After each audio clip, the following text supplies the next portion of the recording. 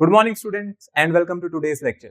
सो आज की इस वीडियो में हम लोग कवर करेंगे आपके क्लास 12 केमिस्ट्री का टॉपिक जिसका नाम है हेनरीज लॉ, और ये आया है आपके पास सबसे पहले चैप्टर जिसका नाम है सॉल्यूशन। तो हमारे पास वो सभी बच्चे जिन्होंने अभी सिर्फ केमिस्ट्री को पढ़ना स्टार्ट किया है, वो चैप्टर 1 में काफी ज्यादा प्रॉब्लम फेस कर रहे हैं या जो पढ़ भी चुके हैं अच्छे से, ये वीडियो सभी के लिए है। आज मैं आपको अच्छे से यहाँ पर हेनरीज लॉ के बारे में समझाऊंगा, क्योंकि टीचर्स के पॉइंट ऑफ व्यू से काफी ज्यादा इंपॉर्टेंट टॉपिक रहता है आपके बोर्ड एग्जामिनेशन के लिए। तो देखेंगे इस टॉपिक में हमारे पास क्या खास चीजें हैं और बिल्कुल आसानी से इसको समझने की कोशिश करते हैं आज कि हेनरीज लॉ है क्या और क्यों हमें ये सॉल्यूशन चैप्टर में पढ़ाया जा रहा है। तो देखिए स्टार्ट कर लेते हैं सबसे पहले इसके डेफिनेशन के साथ। जैसे कि आप देख रहे हैं इसकी डेफिनेशन में मेरे पास लिखा हुआ है कि mass of a gas dissolved per unit volume of the solvent at a constant temperature is directly proportional to the pressure of the gas in equilibrium with the solution. भाई ये तो हो गई अब हमारे पास डेफिनेशन वाली बातचीत कि डेफिनेशन के अकॉर्डिंग तो यहाँ पर काफी सारी चीजें लिखी हुई होती है इंग्लिश में, जिसको अगर आपको मैं अब आसान भाषा में समझाऊं तो देखो इसको कैसे समझ सकते हैं हेनरीज लॉ को। सबसे पहले यहाँ पर जिन टर्म्स का यूज हुआ है, मैं लॉ पे जाने से पहले आपके पास उन टर्म्स को यहाँ पर क्लैरिफाई करना चाहूंगा ताकि आपके दिमाग में कोई डाउट ना बचे। एक तो आप यहाँ पे ध्यान रखना, यहाँ पर इक्विलिब्रियम जो शब्द है इसका इस्तेमाल किया गया है, और उसके साथ साथ यहाँ पर बोल रहे हैं मास ऑफ अ गैस, जो कि क्या हो रहा है, डिसॉल्व हो रहा है किसी particular volume of the solvent में। देखो मैं यहाँ पर आपको एक चीज बता देता हूं, जिन बच्चों ने पिछला लेक्चर नहीं देखा है, मैंने इसके ऊपर एक ऑलरेडी वीडियो बना रखी है जहां पर मैंने आपको ये पॉइंट्स पहले ही समझा दिए थे, बट कोई बात नहीं, अगर आपने वो नहीं देखा है तो मैं यहाँ पर शुरुआत में आपको थोड़ा सा ये चीज पहले ही बता देता हूं ताकि आपको समझ आ जाए आज हम लोग किस चीज के बारे में पढ़ने वाले हैं। जैसे कि अपने पास आप देख सकते हो कि ये मैंने क्या लिया, मैंने कंटेनर लिया और कंटेनर अपने पास ये जो है वो क्लोज्ड है। इस क्लोज कंटेनर में क्या हुआ होगा, इस क्लोज कंटेनर में मैंने सबसे पहले यहाँ पर सॉल्वेंट लिया, ये अपने पास सॉल्वेंट की सरफेस है, और फिर इस सॉल्वेंट सरफेस पे क्या करा था, इस सॉल्वेंट की सरफेस के ऊपर मैंने एक पिस्टन से हाई प्रेशर यहां पर एक्सर्ट किया था। शर्त ये है अभी कंटेनर जो है मेरे पास वो क्लोज्ड है, ठीक है। मैं क्या कर रहा हूं, मैं यहां पर पिस्टन को प्रेस कर रहा हूं। तो जब आप पिस्टन को प्रेस करेंगे, या मैं लिख सकता हूं पिस्टन इज प्रेस्ड। अब क्या होगा कि मैंने इस सॉल्वेंट की सरफेस के ऊपर क्या छोड़ रखे थे, यहां पर कुछ गैसेस छोड़ रखी थी। अभी मैं यहां पर एट अ टाइम सिर्फ एक ही गैस लेकर के चल रहा हूं, तो मैं मान लेता हूं कि मेरे पास ये जो नीचे है ये आपके पास सॉल्वेंट के मॉलिक्यूल्स हैं, सॉल्वेंट की लेयर है, और ऊपर यहां पर प्रेजेंट होंगे आपके पास गैसियस सॉल्यूट मॉलिक्यूल्स, ठीक है। ये ऊपर क्या मेरे पास यहां पर क्या प्रेजेंट है, ये गैसियस सॉल्यूट मॉलिक्यूल्स प्रेजेंट है। देखो अब आप इक्विलिब्रियम शब्द को यहां पर ध्यान से समझना, ये इक्विलिब्रियम यहां पर कैसे आ गया। अब क्या होगा, जब आप इस पे हाई प्रेशर लगाओगे, आपको पता है कि प्रेशर बढ़ाने के साथ साथ जो गैसेस की सॉल्युबिलिटी है लिक्विड में वो बढ़ती है। क्यों बढ़ती है, देखो जब आपने यहां पर प्रेशर लगाया तो अब क्या होगा, ये ज्यादा से ज्यादा गैसेस मॉलिक्यूल्स किसके करीब आने लगेंगे, क्या है मेरे पास इस लिक्विड सरफेस के करीब आने लगेंगे। अब ऐसा तो नहीं है कि मैं गैसेस मॉलिक्यूल्स को मैंने कोई डायरेक्शन देके भेजा है कि भाई तुम सबको तो वहां गैसेस मॉलिक्यूल्स में ही एंटर करना है। ऑब्वियसली बात है, वो रैंडम डायरेक्शन में यहां पर मोशन कर रहे थे, वो कहीं भी जा सकता है। इसके पास अपने पास जितनी भी डायरेक्शंस पॉसिबल है हर जगह जाने की कोशिश करेगा, लेकिन जब मैं प्रेशर यहां पर वर्टिकली डाउन साइड लगाऊंगा तो हाँ मैं क्या कर रहा हूं, मैं इनको डायरेक्ट कर रहा हूं या प्रोजेक्ट कर रहा हूं टुवर्ड्स दिस लिक्विड सरफेस। अब ये ज्यादा से ज्यादा जो गैसेस मॉलिक्यूल्स ये क्या करेंगे, इसमें एंटर करने लगेंगे, और एंटर करेंगे तो क्या हो जाएंगे, यहां पर डिसॉल्व हो जाएंगे, ठीक है। एंटर करने पर ये इसके अंदर क्या होने लगे, ये इसके अंदर डिसॉल्व होने लगे। चलो ठीक है, बहुत अच्छी बात है, डिसॉल्व होने लगे। लेकिन आपको पता ही है कि जो गैसेस की जो सॉल्युबिलिटी है वो प्रेशर के डायरेक्टली प्रोपोर्शनल थी, तो ज्यादा नंबर ऑफ मॉलिक्यूल सरफेस के करीब आएंगे, इसलिए ज्यादा रेट से डिसॉल्व होने लगेंगे। लेकिन उसी के साथ साथ कुछ मॉलिक्यूल्स ऐसे भी होंगे जो इसी सरफेस को लीव कर रहे होंगे, और लीव कर रहे होंगे तो वापस किस में कन्वर्ट हो रहे होंगे, वो वापस अपने पास इसकी वेपर फेज में कन्वर्ट हो रहे होंगे, ठीक है। यहां से बाहर आएंगे और वापस वेपर फेज में कन्वर्ट हो जाएंगे। अब मैं यहां पर एक सिचुएशन इमेजिन करके चल रहा हूं कि जिस रेट से गैसेस मॉलिक्यूल्स एंटर कर रहे थे, अब उसी रेट से गैसेस मॉलिक्यूल्स इस सॉल्वेंट मॉलिक्यूल्स को लीव कर रहे हैं या सॉल्वेंट की सरफेस को लीव करके आ रहे हैं। तो क्या मेरे पास एक तरीके से यहाँ पर जो रेट ऑफ फॉरवर्ड रिएक्शन और जो रेट ऑफ बैकवर्ड रिएक्शन है, क्या ये इक्वल हो गया। ये हो गए गैसेस मॉलिक्यूल्स का एंटर करना और ये हो गया गैसेस मॉलिक्यूल्स का यहाँ से लीव करना। अगर ये मेरे पास रेट इन दोनों का सेम हो जाए तो इसको मैं क्या कहूंगा कि मैंने इक्विलिब्रियम अचीव कर लिया। इसीलिए जो सॉल्युबिलिटी की पूरी बात हो रही है, सॉल्युबिलिटी की जो यहाँ पर बात हो रही है वो इक्विलिब्रियम पे हो रही है। तो ध्यान रहिए, जो प्रेशर ऑफ गैस है वो सोल्यूशन के साथ किस में है, वो सोल्यूशन के साथ अपने पास यहाँ पर इक्विलिब्रियम में है। तो अब मेरे ख्याल से आपको शायद समझ आ गया होगा यहाँ पर इक्विलिब्रियम क्यों यूज करा हम लोगों ने। देखो अब जो हेनरीज लॉ है, हेनरीज लॉ का कहना है कि इसके अंदर जितना ज्यादा गैस का जो मास डिसॉल्व होना चाहिए या जो हो रहा है वो अपने पास क्या है, वो डायरेक्टली प्रोपोर्शनल है। किस चीज का डायरेक्टली प्रोपोर्शनल है, pressure of the gas in equilibrium with the solution. और ये गैसेस मॉलिक्यूल्स प्रेशर क्यों लगा रहे हैं, कैसे लगा पा रहे हैं, क्योंकि मैंने ऊपर से पिस्टन को प्रेस किया था। चलो मैं पिस्टन प्रेस ना करता, अगर मैं नहीं करता तो इनकी एक नेचुरल टेंडेंसी होती है गैसेस मॉलिक्यूल्स की एक नेचुरल टेंडेंसी है लिक्विड सरफेस के ऊपर प्रेशर लगाने की, तो वो अपनी नेचुरल अकरेंस में भी वहां पर प्रेशर लगा सकते थे अगर मैं एक्सटर्नल प्रेशर वहां से हटा दूं। बस प्रेशर अब बढ़ाता जाऊंगा, अगर मैं प्रेशर बढ़ाता जाऊंगा तो वो गैसेस मॉलिक्यूल्स का प्रेशर बढ़ाने पे ज्यादा से ज्यादा गैसेस मॉलिक्यूल्स क्या करेंगे, सिस्टम में अंदर एंटर करने की कोशिश करेंगे लिक्विड सरफेस में। तो इसके कारण क्या मैं कह सकता हूं कि आपकी जो लिक्विड की ये जो सरफेस है, इससे जितने ज्यादा मॉलिक्यूल्स अंदर जाएंगे उतना ज्यादा इस सोल्यूशन में वो गैस का जो मास है डिसॉल्व होता रहेगा। बस यही आपके पास हेनरीज लॉ है, बिल्कुल सिंपल है। और अभी ये स्टार्टिंग हो रही है। अगर मैं यहां से प्रोपोर्शनलिटी कांस्टेंट यहां पे इंट्रोड्यूस कराऊं तो मैंने कह दिया यहां पर एक प्रोपोर्शनलिटी कांस्टेंट आ गया जिसका नाम है के, और इस के को हम लोग क्या कहेंगे, कौन सा प्रोपोर्शनलिटी कांस्टेंट है ये? देखिए ये आपके पास हेनरीज कांस्टेंट नहीं है, अभी आप ये बात ध्यान रखना, ठीक है। मैं इसको लिख लेता हूं कि ये मेरे पास सिर्फ और सिर्फ एक प्रोपोर्शनलिटी कांस्टेंट है जिसका कोई स्टैंडर्ड कोई नेम नहीं है। क्यों नहीं है उसकी भी बात करेंगे, क्योंकि ये हेनरीज कांस्टेंट क्यों नहीं बन रहा है, या आप इसको कांस्टेंट ऑफ प्रोपोर्शनलिटी भी यहां पर कह सकते हो, ठीक है। देखो अब क्या होता है अपने पास, जब गैसेस की ये जो मास है जो कि प्रेशर से आपको रिलेट करके बता रहे, सीधी बात है जितना ज्यादा प्रेशर होगा उतना ज्यादा गैस का मास डिसॉल्व होता रहेगा। तो क्या ये मैं कह सकता हूं कि सॉल्युबिलिटी है ये? क्या ये टर्म अपने पास सॉल्युबिलिटी को बता रही है कि सॉल्युबिलिटी ऑफ अ गैस, ये जो सॉल्युबिलिटी है गैस की ये किसके डायरेक्टली प्रोपोर्शन आ रही है? ये डायरेक्टली प्रोपोर्शन आ रही है प्रेशर की। और कौन सा प्रेशर? ये pressure of the gas over the solution, ठीक है। Pressure of the gas over the solution, जितना ज्यादा प्रेशर होगा उस गैस का ओवर द सॉल्यूशन, इस गैस की जो सॉल्युबिलिटी है वो उतनी हाई होगी। लेकिन अब सारी की सारी बात ये आती है कि जो प्रेशर है, जिस प्रेशर का यहाँ पर ये वर्ड यूज किया गया है ना, इसको हम लोग क्या कहते हैं, ये है partial pressure of the gas. भाई कौन सा प्रेशर हो गया अपने पास? ये हो गया partial pressure of the gas, ठीक है। यहां पर अपने पास हम लोग डाल्टन्स लॉ लगाएंगे। पार्शियल प्रेशर का जो डाल्टन्स लॉ था वो क्या कहता है, वो आपको यहां पर मैं अगर आपको सिंपल शब्दों में समझाऊं, देखो पार्शियल प्रेशर आपके पास क्या है, अभी मैं मान के चल रहा हूं मेरा जो कंटेनर है वो लिक्विड से भरा हुआ है, कंटेनर अपने पास यहां पर क्लोज्ड है, और मैंने क्या कर रखा है, मैंने इसके अंदर एक भी नहीं मिक्सचर ऑफ गैसेस रखी हुई है। ये मैं व्हाइट से बना देता हूं, चलो इसको आप इमेजिन करना, ये ऑक्सीजन है और ये यहाँ पर नाइट्रोजन के गैसेस मॉलिक्यूल्स है जो येलो वाले, ठीक है। ये अपने पास जो येलो वाले हैं नाइट्रोजन गैस के मॉलिक्यूल्स हो गए और ये हो गए ऑक्सीजन गैस के मॉलिक्यूल्स। तो these molecules are a mixture, ठीक है। ये आप जितने भी मॉलिक्यूल्स हैं मिक्सचर ऑफ गैसेस हैं यहाँ पर। अब क्या होगा, जो पार्शियल प्रेशर है, देखो पार्शियल प्रेशर की अगर बात करी जाए, जो पार्शियल प्रेशर है गैस का वो भी क्या यहाँ पर इक्विलिब्रियम फेज में लग रहा है, ठीक है। कि सॉल्युबिलिटी ऑफ अ गैस, ये गैसेस मॉलिक्यूल्स की जो सॉल्युबिलिटी है वो किसके डायरेक्टली प्रोपोर्शनल है, partial pressure of the gas over the liquid surface. But बात वही है कि इन इक्विलिब्रियम, ठीक है, इन इक्विलिब्रियम विद द सॉल्यूशन, क्योंकि वो स्टेज तो यहां भी फॉलो हो रही होगी, जिस रेट से एंटर करेंगे कुछ मॉलिक्यूल्स यहां से लीव भी कर रहे होंगे, तो एक इक्विलिब्रियम एस्टैब्लिश हो गया होगा। तो यहां से अपने पास ना एक और डेफिनेशन निकल करके आती है हेनरीज लॉ की। पहले मैं यहां पर डेफिनेशन लिख देता हूं, फिर उसके बाद वहां पर जो भी टर्म्स है उसको आपको ध्यान से समझा दूंगा। तो यहां पर जैसे मैंने आपको बोला था कि पहले मैं यहां पर आपके पास इसकी डेफिनेशन लिख देता हूं, फिर उसके बाद आपको ध्यान से समझाता हूं। देखो अब इसकी अगर डेफिनेशन की बात पे आ जाए तो डेफिनेशन जो अब मैं यहां पर लिखने वाला हूं, ये Dalton's law of partial pressure जो था उसके अकॉर्डिंग लेकर के चल रहे हैं। तो मैं मान करके चल रहा हूं, if a mixture of gas, if a mixture of gases are in equilibrium, और किसके साथ इक्विलिब्रियम में होंगे ये, विद द लिक्विड सरफेस, ठीक है, विद लिक्विड सरफेस। तो उस वक्त, ठीक है, at that time solubility of any gas, solubility of any gas in the mixture, जैसे अपने पास यहां पर मिक्सचर किसका लिया था अभी हम लोगों ने, ऑक्सीजन और नाइट्रोजन गैस का। चलो मैं कहता हूं सिर्फ ऑक्सीजन जो गैस थी इसकी अगर मैं सॉल्युबिलिटी की बात करूं तो solubility of any gas in the mixture is directly proportional to the partial pressure, ठीक है भाई। अपने पास ये किसके डायरेक्टली प्रोपोर्शनल होगी, ये यहां पर डायरेक्टली प्रोपोर्शनल होगी इसी गैस के partial pressure, directly proportional to the partial pressure of the gas, ठीक है, इन द मिक्सचर।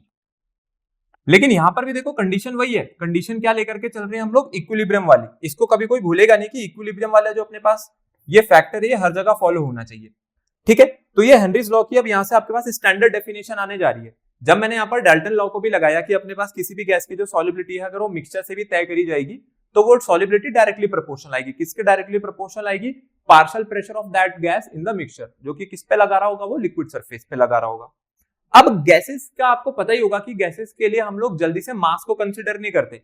गैसेस के लिए हम लोग जब भी कंसिडर करेंगे तो या तो वहां पर मोल फ्रैक्शन कंसिडर होता है उनका, या फिर हम लोग वहां पर वॉल्यूम कंसिडर करते हैं, मासेस को जल्दी से कंसिडर नहीं करते हैं। तो अब जो सॉलिबिलिटी हो रही है, क्यों ना मैं सॉलिबिलिटी टर्म को रिप्लेस कर दूं, और अगर मैं सॉलिबिलिटी टर्म को रिप्लेस कर रहा हूं, मैं किससे रिप्लेस कर रहा हूं? मोल फ्रैक्शन ऑफ द गैस से। और ये मोल फ्रैक्शन कौन सा है गैस का? जो डिसॉल्व्ड है अभी उस पर्टिकुलर लिक्विड में। ये किसके डायरेक्टली प्रोपोर्शनल है? आपने बोला it is directly proportional to the partial pressure of the gas. ठीक है, यहां तक आई आपको ये बात समझ में? It is directly proportional to the partial pressure of the gas. तो भाई अब अपने पास, मैं यहां से ये चीज हटा रहा हूं जो डायग्राम था। देखो अब आप इसको ध्यान से समझना। अगर मैं बोलूं कि mole fraction is directly proportional to the partial pressure, ठीक है, अब आप क्या करो, अब आप यहां पर इसके बाद क्या कर सकते हो, उसमें अपने पास एक प्रोपोर्शनलिटी कांस्टेंट हम लोग इंट्रोड्यूस कराएंगे। देखो अगर मैं प्रोपोर्शनलिटी कांस्टेंट यहां पर इंट्रोड्यूस कराता हूं तो मैं बोल देता हूं कि अपने पास ये जो x है ये डायरेक्टली प्रोपोर्शनल था p के। ठीक है, अब क्या करेंगे, जब ये प्रोपोर्शनलिटी कांस्टेंट यहां से हटेगा तो एक प्रोपोर्शनलिटी कांस्टेंट को हम लोग इंट्रोड्यूस करा देते हैं। k इसका नाम लिख देता हूं, मैं कह देता हूं ये k डैश है। देखो k क्यों नहीं लिख रहे हैं, क्योंकि ऑलरेडी मैं यहाँ पर k यूज कर चुका हूं अपने एक इक्वेशन में, तो दोबारा k नहीं लिखेंगे, इसको k डैश नाम दे देते ताकि पता रहे कि अलग है, सेम नहीं है।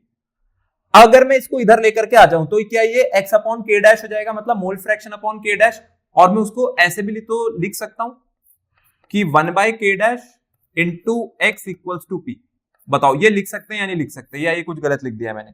बिल्कुल सही चीज है, नॉर्मल सी मैथ्स लगाइए, कुछ भी अलग नहीं किया है। अब यहां से अगर मैं देखूं तो p किसके इक्वल आ गया? अगर आप किसी कांस्टेंट नंबर को 1 से डिवाइड कराओगे, 1 अपॉन एनी कांस्टेंट, ये भी आपके पास एक कांस्टेंट नंबर ही देगा, और इसी को हम लोग कहते हैं हेनरीज कांस्टेंट।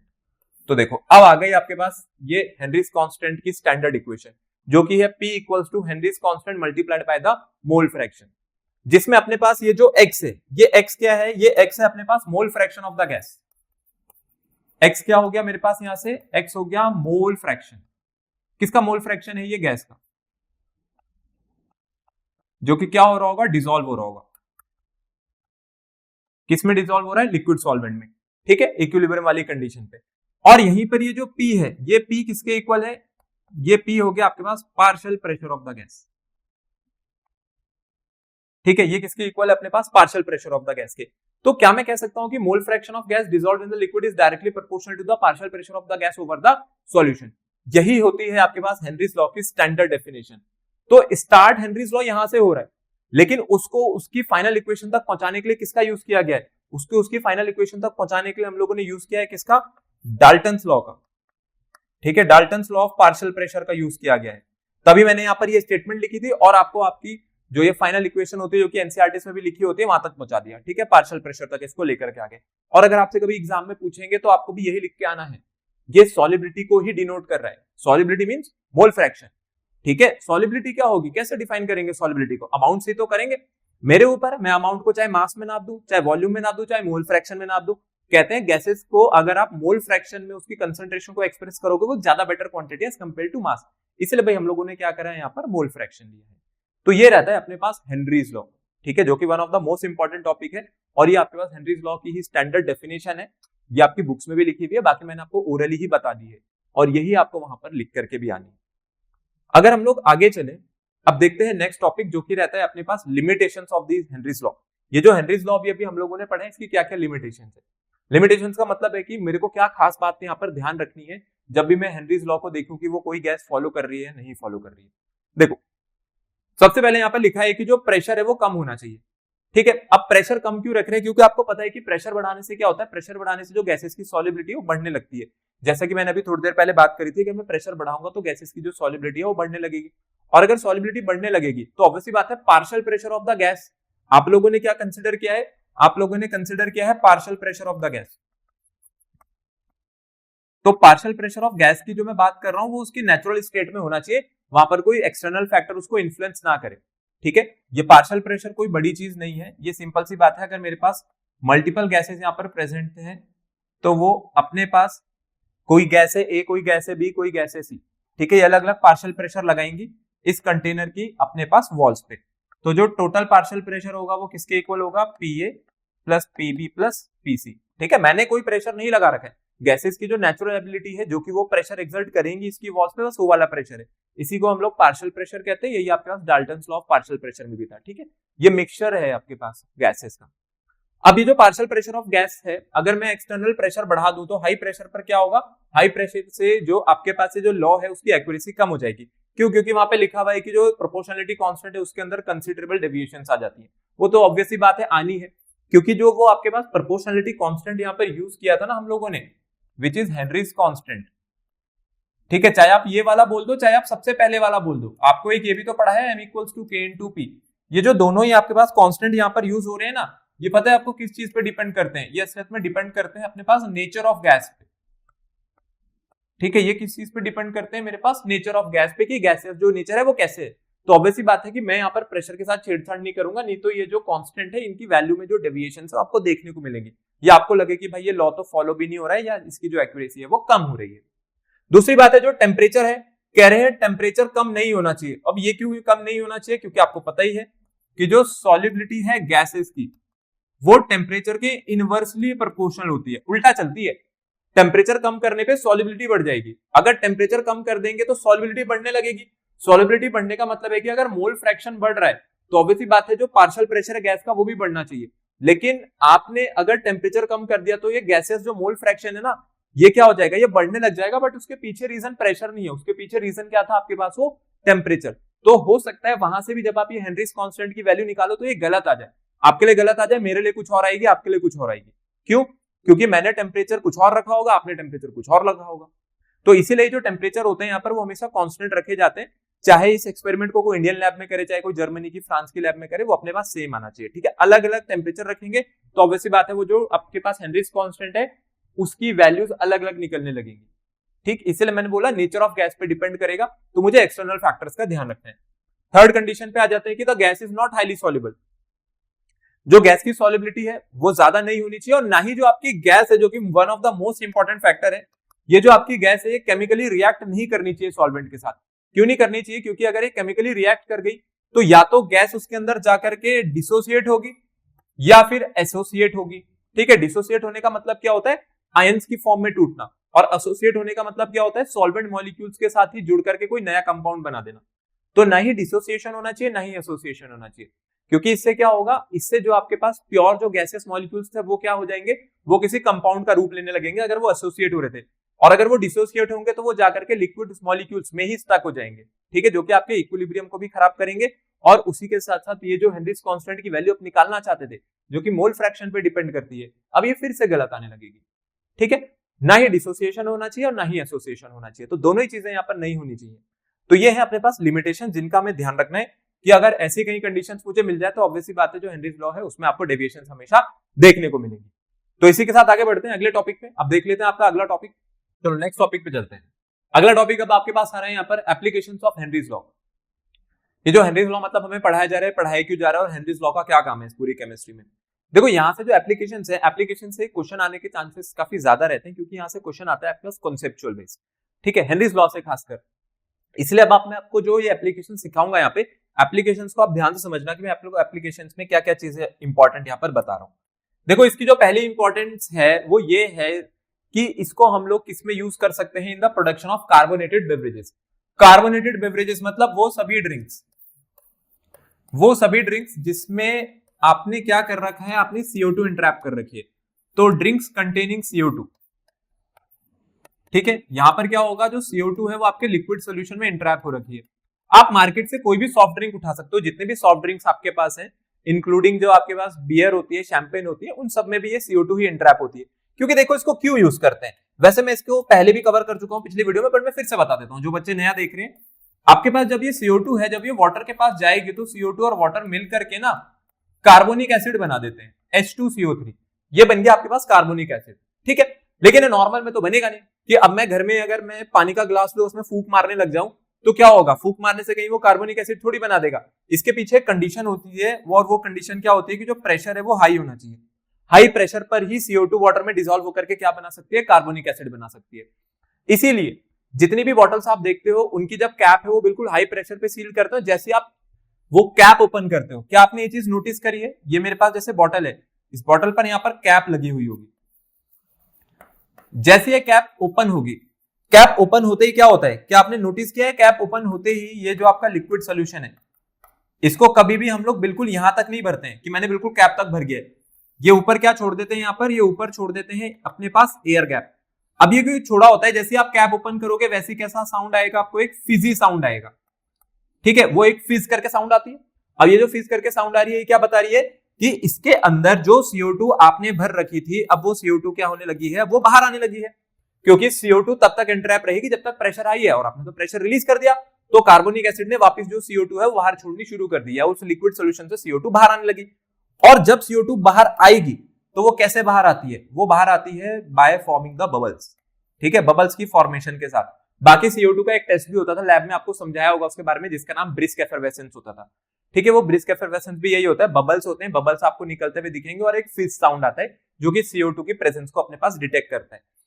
तो ये है आपके पास कार्बोनेटेड बेवरेज, ये किसी में भी हो सकता है, आप कोई सी भी कार्बोनेटेड बेवरेज करो, सेम ही चीज यहाँ पर फॉलो होगी। अब जो हेनरीज लॉ है, ये हेनरीज लॉ देखो यहाँ पर कैसे फॉलो हुआ। क्या हेनरीज लॉ ने बोला था कि the mole fraction of gas dissolved in the liquid is directly proportional to the partial pressure of the gas over the solution, ठीक है, x is directly proportional to p।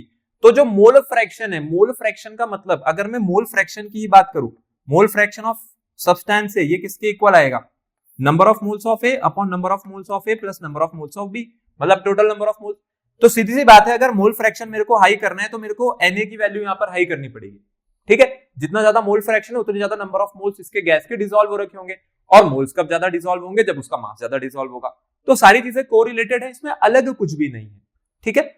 तो जैसा मैंने बोला कि आपके पास जो सॉलिबिलिटी है वो पार्शियल प्रेशर के डायरेक्टली प्रोपोर्शनल थी, और जब आपने प्रेशर कम कर दिया तो भाई वो CO2 बाहर आने लगी, मतलब उसका जो मोल फ्रैक्शन है सोल्यूशन में वो कम होने लग गया, ठीक है। तो इस तरीके से कार्बोनेटेड बेवरेजेस में हमारे पास ये जो हेनरीज लॉ है वो फॉलो होता है, ठीक है, और इसीलिए हम लोग इसको हमेशा ठंडा कंज्यूम करते हैं, क्योंकि अगर आप टेम्परेचर बढ़ा दोगे तो उससे भी सॉलिबिलिटी कम होती है, इसलिए इसको हमेशा फ्रिज में रखा जाता है। अदरवाइज ये सिर्फ चीनी का पानी है, इसमें और कुछ भी नहीं है, सिर्फ शुगर डिसॉल्व हो रखी होती है, बहुत ज्यादा अमाउंट में होती है, और आपको तो आपकी हेल्थ के लिए तो मैं बोलूं बहुत ही ज्यादा डेंजरस है, हानिकारक होती है ड्रिंक्स काफी, तो इनको आपको कंज्यूम नहीं करना चाहिए। तो समर सीजन भी है, अगर आप समर में इसको ऐसा ड्रिंक यूज कर रहे हो कि आपको ठंडक पहुंचाएगी, तो आप ऐसी चीजें बिल्कुल यूज मत करो। इसमें कुछ नहीं है, कार्बोनिक एसिड क्यों डाला है, स्पिरिटेड टेस्ट के लिए, ताकि आपको पीने में अच्छा लगे।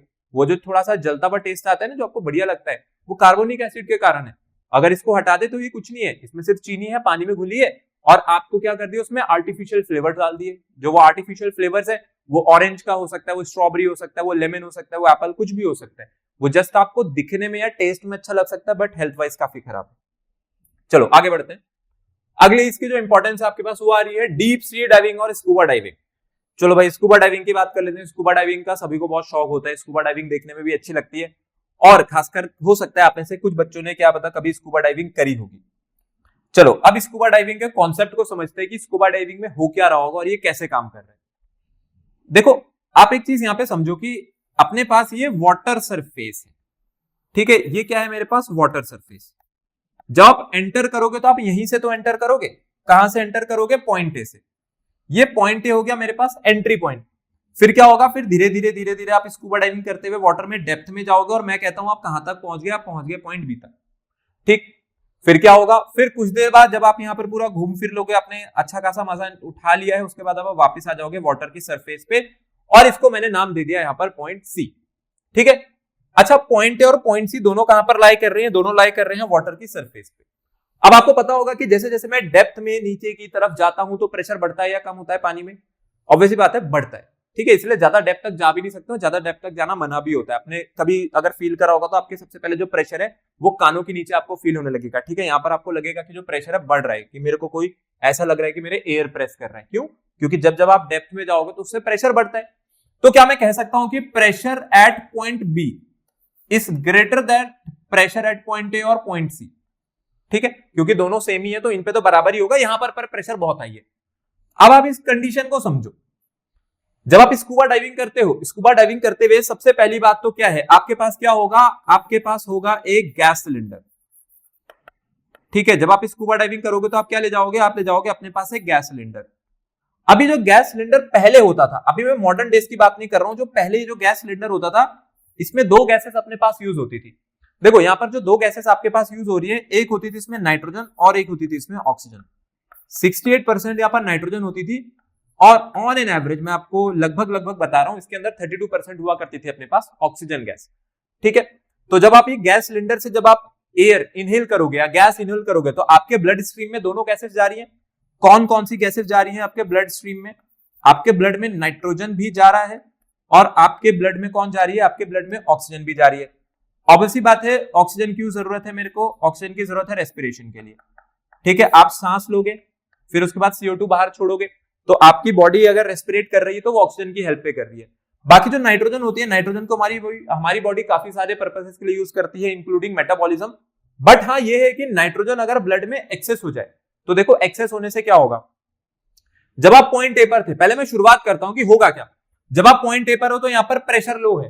ठीक है, अगर यहां पर प्रेशर है लो तो O2 और N2 दोनों कैसे हैं आपके ब्लड में? लो सॉल्युबल है। ठीक है, हाईली सॉल्युबल नहीं है, लो सॉल्युबल है।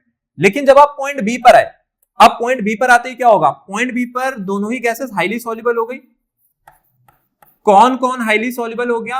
हाईली सॉल्युबल N2 भी हो गया और हाईली सॉल्युबल O2 भी हो गई। ठीक है, अब आप हमेशा यहां तो रहोगे नहीं। ऊपर से 68% नाइट्रोजन जा रखी है आपके ब्लड स्ट्रीम में। ऑक्सीजन के कंपैरिजन में अगर मैं देखूं तो डबल है इसका अमाउंट, इसकी मात्रा जो है इसके डबल है, तो आपके ब्लड स्ट्रीम में ज्यादा तो सॉल्युबल रही नहीं होगी। यहां पर हाईली सॉल्युबल, लेकिन जब आप ऊपर आने लगोगे अब प्रेशर कम हो रहा है, प्रेशर रिलीज हो रहा है, लेकिन आपके ब्लड स्ट्रीम में तो अभी भी नाइट्रोजन फंसी हुई है।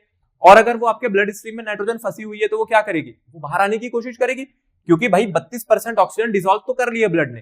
ठीक है, क्यों? क्योंकि उसको रेस्पिरेशन भी करना है, उसको खाना भी बनाना है, सेल्स को सारे काम करने हैं, फिर नाइट्रोजन की भी जरूरत है सेल्स को। ठीक है, बॉडी की मेटाबॉलिक एक्टिविटीज के लिए और भी काफी सारे इसके फंक्शंस रहते हैं अपने पास। लेकिन इसका जो अमाउंट है वो ऑक्सीजन से काफी ज्यादा है। और ये गैस कैसी है? कोई लाइटर गैस नहीं है। ये कैसी गैस है मेरे पास? ये गैस मेरे पास एक हैवी गैस ही है, ये लाइट गैस की कैटेगरी में भी नहीं आएगी। तो अभी भी अच्छा खासा अमाउंट नाइट्रोजन का आपके ब्लड स्ट्रीम में पड़ा हुआ होगा और अब आप क्या करोगे? आप ऊपर आने की कोशिश करोगे, लेकिन प्रेशर तो कम हो रहा है और अंदर जो नाइट्रोजन फंसी हुई है आपको क्या होगा? अब वो भी तो पार्शियल प्रेशर लगाएगी ब्लड स्ट्रीम पे। ठीक है, ये आपके ब्लड स्ट्रीम में जो नाइट्रोजन गैस जा रही है ये भी क्या कर रही है? यहां पर ये भी प्रेशर लगा रही है या नहीं लगा रही है? ये भी तो यहां पर प्रेशर लगा रही होगी, क्योंकि ब्लड आपके पास लिक्विड है। तो अब ये वॉल्स पे प्रेशर लगाएगी, और जब ये वॉल्स पे प्रेशर लगाएगी तो ये बाहर आने की कोशिश करेगी, क्योंकि भाई बाहर प्रेशर लो है। क्योंकि अब आप क्या कर रहे हो? आप सरफेस की तरफ आ रहे हो, बाहर प्रेशर लो है और अब एक तरीके से अंदर प्रेशर हाई हो गया। ठीक है, नाइट्रोजन गैस हैवी गैस है, तो क्या करेगा? इसको बर्स्ट कर देगा। किसको बर्स्ट कर देगा? अपने पास कैपिलरीज को भी बर्स्ट करेगा ये, प्लस ब्लड वेसल्स को भी बर्स्ट करेगा और उससे बाहर आने की कोशिश करेगा। ठीक है, आपके ब्लड वेसल से बाहर आने की कोशिश करेगी with the help of capillary burst. तो इसीलिए नाइट्रोजन जो गैस है, ये नाइट्रोजन गैस ब्लड में हाईली सॉल्युबल तो थी, बट कहां थी? पॉइंट बी पर पॉइंट सी पर तो प्रेशर लो होगा ना। जैसे जैसे आप यहां पर बढ़ोगे प्रेशर क्या होगा? डिक्रीज होना स्टार्ट हो जाएगा या नहीं हो जाएगा? तो प्रेशर भाई मेरे पास कम होना शुरू हो गया। ठीक है, और प्रेशर अपने पास कम होना शुरू हो गया तो जो नाइट्रोजन ब्लड में फंसी हुई थी वो बाहर आने लगती है, और किसके कारण बाहर आती है? कैपिलरी बर्स्ट से। तो इस मेडिकल कंडीशन को एक नाम दिया गया है। This medical condition is known as bends. क्या नाम है इस मेडिकल कंडीशन का? इसका नाम है द बेंड्स। ठीक है, इसी मेडिकल कंडीशन को हम लोग बेंड्स कहते हैं। तो बेंड्स में क्या होगा? बेंड्स में आपकी जो कैपिलरीज है वो बर्स्ट हो जाएंगी। क्यों बर्स्ट हो जाएंगी? क्योंकि अंदर से जो नाइट्रोजन है, जो एक्सेस नाइट्रोजन थी, जो डिसॉल्व नहीं हो पाई थी, वो आपके ब्लड वेसल्स या कैपिलरी को तोड़ करके आप बाहर आने की कोशिश कर रही है। तो मॉडर्न डेज में देखो क्या किया गया। मॉडर्न डेज में अब इस कंडीशन से बचने के लिए, मॉडर्न डेज में आपका जो अभी सिलेंडर होता है, जिस गैस सिलेंडर में पहले 2 गैसेस यूज होती थी, अब इसी गैस सिलेंडर में हम लोग यहाँ पर यूज करते हैं 3 गैसेस को। सबसे पहली बात है, नाइट्रोजन अभी भी ऐसी ही रहेगी, ऑक्सीजन भी है यहाँ पर, लेकिन एक तीसरी गैस का इंट्रोडक्शन यहाँ पर कर देते हैं, जो कि आपके पास एक इनर्ट गैस है, हीलियम है, लाइटर है नाइट्रोजन के कंपैरिजन में, और इसीलिए इसको लगाया जाता है। अब नाइट्रोजन जो पहले 68% यूज हो रही थी, अब सिर्फ 56% रह जाएगी, 56%, 12% इसमें हीलियम रहती है, और ऑक्सीजन से क्योंकि मेरे को कोई प्रॉब्लम थी नहीं, तो ऑक्सीजन आज की डेट में भी 32% ही यूज हो रही है। ये हो गए मेरे पास मॉडर्न गैस सिलेंडर्स, जो कि आज की डेट में स्कूबा डाइवर्स कैरी कर रहे हैं। आइए अब ये बात समझ में, जो मॉडर्न गैस सिलेंडर्स हैं उसमें हीलियम के साथ डाइल्यूट कर दिया गया है नाइट्रोजन को, 12% डाल दी गई है, ताकि आपको एक मेडिकल कंडीशन से बताया जा सके जिसका नाम है द बेंड्स। ठीक है, जो कैपिलरी बर्स्ट हो रहा है यहाँ पर, जिसके कारण नाइट्रोजन बाहर निकल रही है। तो ये थी आपके पास इसकी सेकेंड एक एप्लीकेशन। आई होप आपको अच्छे से समझ आया होगा। आगे चलते हैं इसकी थर्ड एप्लीकेशन पे, जो कि आ रही है एट हाई एल्टीट्यूड्स। देखो हाई एल्टीट्यूड्स, अब जो आपके पास केस है वो मैं कहूं तो पिछली बार जैसा सिमिलर ही है, क्योंकि एल्टीट्यूड को अगर आप देखोगे, अब यहां पे भी बात ना आपसे प्रेशर डिफरेंस की कर रहे हैं। देखो एक बात आप ध्यान रखो, हेनरीज लॉ आप पढ़ रहे हो, ये प्रेशर पे ही काम कर रहे हैं, तो ऑब्वियसली बात है मेरे को इस चीज पे नहीं जाना है कि किस पहाड़ की बात कर रहे हैं या किस डीप सी की बात कर रहे हैं, प्रेशर पे चलेंगे और कुछ नहीं देखना है। मैं दो पॉइंट ले लेता हूं, एक है आपके पास पीक पर पॉइंट ए और एक है मेरे पास ग्राउंड पर पॉइंट बी। तो पहले आप मेरे को बताओ कहां पर प्रेशर ज्यादा होता है, पॉइंट ए पर प्रेशर ज्यादा है या पॉइंट बी पर प्रेशर ज्यादा है? पॉइंट बी मतलब ये अपने पास प्लेन्स है, ठीक है, और ये आपके पास हिल है। हिल का भी मैंने कह दिया पीक पॉइंट पे चलेगा, बिल्कुल ऊपर जाकर के बैठे हो मस्त अपने दोस्तों के साथ। ये पॉइंट है, ये पॉइंट बी है। आपको पता होगा कि जो गैसेस की डेंसिटी है, गैसेस की डेंसिटी सरफेस पे ज्यादा होती है, और जैसे जैसे मैं सरफेस से ऊपर जाने लगता हूं, जो गैसेस की डेंसिटी है, जो एयर है, एयर की जो डेंसिटी है जो अपने पास वो कम होने लगती है। तो क्या मैं कह सकता हूं कि pressure at point B is greater than pressure at point A? मतलब जो प्लेन्स में जो एटमॉस्फेरिक प्रेशर है, जो एटमॉस्फेरिक प्रेशर है यहां पर वो ज्यादा होगा, कहां पर ज्यादा होगा? प्लेन्स पर। और कहां पर कम होगा? आपके पास इस हिली एरिया पे। तो यहां पर मेरे को सीधी सीधी जो चीज देखनी है वो है atmospheric pressure. So atmospheric pressure at A is less than atmospheric pressure at B. आइए बात समझ में। अब एटमॉस्फेरिक प्रेशर से देखो होगा क्या, जब आप, जो लोग प्लेन्स में रहते हैं उन्होंने एक चीज नोटिस करी होगी, जब वही वो किसी हिली एरिया पे घूमने जाते हैं तो वहां पे क्या नोटिस करते हैं, या तो उनको चक्कर आने लगते हैं या सिर दर्द होती है, या उसके साथ साथ वो क्या फील करते हैं कि उनको अपने आसपास की चीजें ना ज्यादा अच्छे से समझ नहीं आ रही है, कुछ से बात करने का मन नहीं करेगा, और उनको लगेगा कि उनके आसपास जो भी लोग जिस भी तरीके से जो बात कर रहे हैं उनको उस चीज की जो अंडरस्टैंडिंग है, बेटर अंडरस्टैंडिंग वो मिल नहीं रही है, क्लैरिटी नहीं मिल रही है बातों में। तो उनकी जो एबिलिटी है to think and understand things clearly, उस चीज को वो खो देते हैं। अब देखो ये हो क्यों रहा है, आप मुझे बताओ। जब आप प्लेन्स में रह रहे थे तो प्लेन्स पर क्या था, क्या प्लेन्स पर एटमॉस्फेरिक प्रेशर हाई है? अगर प्लेन्स पर एटमॉस्फेरिक प्रेशर हाई है तो आपके ब्लड को, आपके ब्लड में ऑक्सीजन जब डिसॉल्व होती है तो वो ब्रेन तक जाती है, और ब्रेन तक क्या ले जाती है? Oxygenated blood. तो यहां पर O2 जो है वो हाईली सॉल्युबल है। किसमें हाईली सॉल्युबल है? ब्लड में। और अगर ये आपके ब्लड में हाईली सॉल्युबल है तो आपके ब्रेन को प्रॉपर ऑक्सीजनेटेड ब्लड पहुंच रहा होगा, तो आपका ब्रेन बिल्कुल प्रॉपर फंक्शन कर रहा है। अब आप पहुंच गए इस पॉइंट ए पर, यहां पर क्या हुआ, यहां पर उल्टा हो गया सिनेरियो, यहां पर एटमॉस्फेरिक प्रेशर है लो, और अगर प्रेशर कम कर देंगे तो हेनरीज लॉ कहता है कि जो सॉल्युबिलिटी है वो भी कम हो गई। तो यहां पर ऑक्सीजन की जो सॉल्युबिलिटी है वो कैसी है ब्लड स्ट्रीम में? लो हो गई। और अगर ऑक्सीजन की सॉल्युबिलिटी आपके ब्लड स्ट्रीम में लो हो गई, अब क्या होगा? अब आपके ब्रेन को ऑक्सीजनेटेड जो ब्लड है वो पहुंचना बंद हो जाएगा, और अगर आपके ब्रेन को प्रॉपर ऑक्सीजनेटेड ब्लड नहीं पहुंचेगा तो क्या होगा? आपको चक्कर आएंगे, सिर दर्द होगा, अपने आसपास जो भी लोग बातचीत कर रहे हैं आपको कुछ समझ नहीं आएगा। तो ये भी एक मेडिकल कंडीशन है। इस मेडिकल कंडीशन को हम लोग नाम देते हैं एनॉक्सिया। तो यहां पर पेशेंट किससे सफर कर रहा है? यहां पर पेशेंट सफर कर रहा है एनॉक्सिया से। ये एक मेडिकल कंडीशन है, और इस मेडिकल कंडीशन को अगर मैं देखूं तो ये कब अराइज होती है? When a person is not able to think and understand things clearly. ठीक है, ये कब अराइज होगी मेरे पास? जब कोई भी व्यक्ति अपने पास क्या कर सकता है, वो अच्छे से ना ही चीजों को अपने पास समझ पा रहा है और ना ही वो सोच पा रहा है चीजों को, to think and understand things clearly. तो अब यहाँ पे क्या होगा? कभी चक्कर आएंगे, कभी सिर दर्द होगा, और लोगों का वहां पर रहने का मन बिल्कुल नहीं करेगा। इसलिए जो लोग प्लेन्स में रहते हैं, जब वो पहाड़ों में जाते हैं, पहाड़ों का मतलब है कि स्पेशली मैं यहाँ पर बात कर रहा हूँ, अगर आप लेह लद्दाख जैसी जगह पे चले गए, अगर आप वहां पे जाते हो तो वहां पर जो माउंटेन पीक्स हो बहुत हाई है, तो इसलिए सभी को वहां पर नहीं जाना चाहिए, अलाउड भी नहीं होता है। और मैं अगर आपको बोलूं तो ये एटमॉस्फेरिक प्रेशर वहां पे लो है, लोगों की जो SpO2 है वो 32, 35%, 40% तक आ जाती है वहां पे, जो कि बहुत डेंजरस कंडीशन है, और वहां से हॉस्पिटल्स भी बहुत दूर होते हैं। तो जिन भी लोगों को इस तरीके की प्रॉब्लम है वो वहां जाने से बचें। हिली एरियाज पे रहने वाले लोगों को ऐसी जगहों पे जाना बिल्कुल सख्त मना होता है, ठीक है। और जाएं तो अपनी सेहत का पूरा पूरा ध्यान रखें, क्योंकि इसके पीछे यहाँ पर साइंस काम कर रही है। आपका ब्रेन तब तक काम करेगा जब तक आपको ऑक्सीजनेटेड ब्लड मिलता रहेगा। तो यहां पर अपने पास जो ब्लड है, लेस ऑक्सीजनेटेड ब्लड जा रहा है, कहां तक जा रहा है? Less oxygenated blood to brain. किस जगह पे हुआ ये? पॉइंट ए पर।